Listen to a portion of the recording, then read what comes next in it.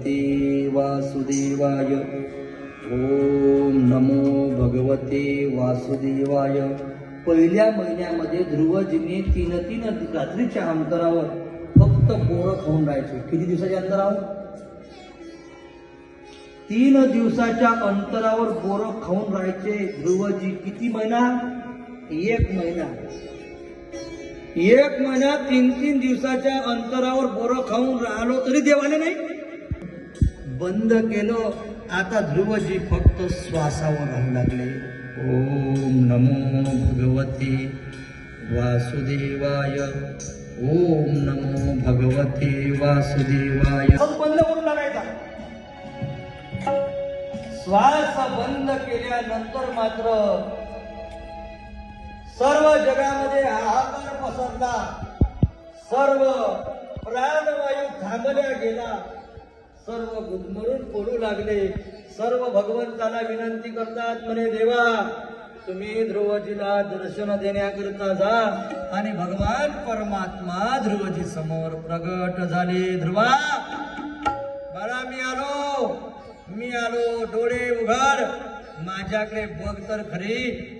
आणि त्यावेळी महाराज ध्रुवजींनी आपले डोळे उघडले आणि भगवंताकडे पाहतात. पलटा असं नाही तर समोर करा, हा सभाच तसं. आणि भगवंताकडे पाहतात, परंतु भगवंताला जाणू शकत नाही. 5 वर्षाचा बाळ, त्याला असं वाटलं कोण आहे ना कोण नाही. कारण ध्रुवजीकडे भगवंताला जाणण्याचं काही नाही, ज्ञान नाही. म्हणून भगवंताने काय केलं, भगवंताच्या हातातला जो शंख आहे तो ध्रुवजीच्या गालाला लावला. आणि गालाला लावल्याबरोबर भगवंताला जाणण्याचं ज्ञान ध्रुवजीला प्राप्त झालं. आणि ध्रुवजी भगवंताला हात जोडतात आणि भगवंताची स्तुती करतात.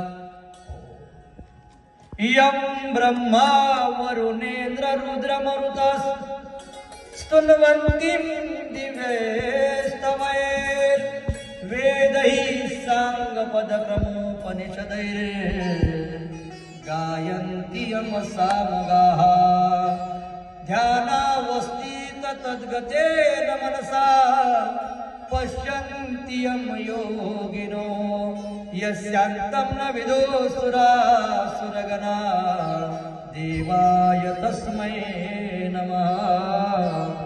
देवाय तस्मै नमः. ध्रुवजीला भगवंतांनी आशीर्वाद दिला, जा ध्रुवा तू या पृथ्वीवर राज्य करशील. किती वर्ष? 36,000 वर्षपर्यंत राजवैभव तू भोगशील. उत्तमाला मारलं.